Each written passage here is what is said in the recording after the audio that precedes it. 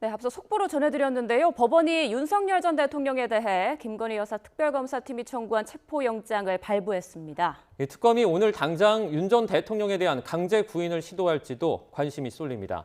취재기자 연결합니다. 안동준 기자, 먼저 체포영장 상황부터 전해주시죠. 네, 법원은 오늘 윤석열 전 대통령에 대한 체포영장을 발부했습니다.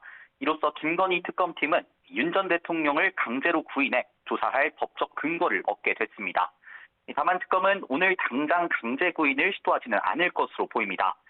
체포영장이 발부된다고 해도 실제로 조사가 이뤄질 가능성은 작다는 게 중론인데요.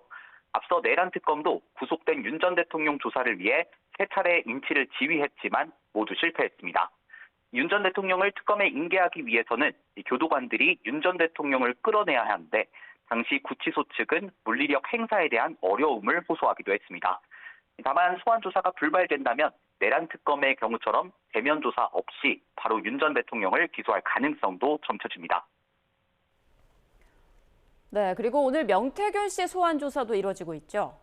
네, 특검은 오늘 오전 10시 윤석열 전 대통령 부부 공천 개입 의혹과 관련해 명태균 씨를 뇌물공여 혐의 피의자 신분으로 소환했습니다.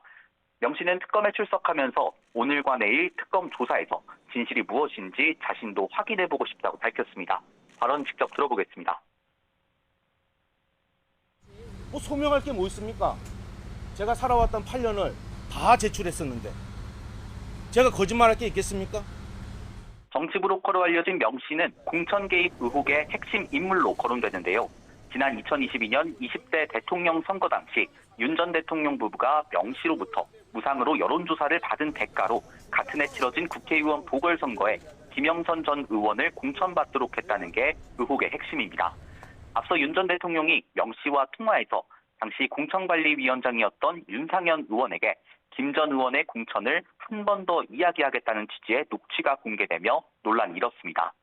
지난 28일 특검에 출석한 윤상현 의원은 해당 통화가 이뤄진 날짜에 윤 전 대통령과 통화해 김 전 의원 공천에 대해 논의했다고 진술했습니다. 특검이 결정적 진술을 확보한 만큼 명 씨에 대한 연 이틀 조사를 통해 혐의 다지기에 주력할 것으로 보입니다. 네, 특검의 다른 수사 상황도 짚어주시죠. 네, 김건희 오빠 김진우 씨가 오늘 오전 포렌식 조사 참석을 위해 특검에 출석했습니다. 김 씨가 대표로 있는 ESIND는 양평 공흥지구 아파트 개발 과정에서 특혜를 받았다는 의혹을 받는데요. 김 씨 장모 자택 압수수색에서 김 여사가 나토 순방 당시 착용한 것과 같은 모델의 목걸이가 발견되기도 했습니다. 건진법사 청탁 의혹과 관련해선 어제 구속됐던 윤영호 전 통일교 세계본부장이 구속 이후 첫 조사를 받고 있습니다. 특검이 윤 전 본부장 신병을 확보하면서 수사도 급물살을 탈 것으로 보입니다. 이제 청탁이 교단 차원에서 조직적으로 이루어졌는지 확인하기 위해 한학자 통일교 총재와 최측근인 정모 씨 등 수사가 윗선으로 향할 전망입니다.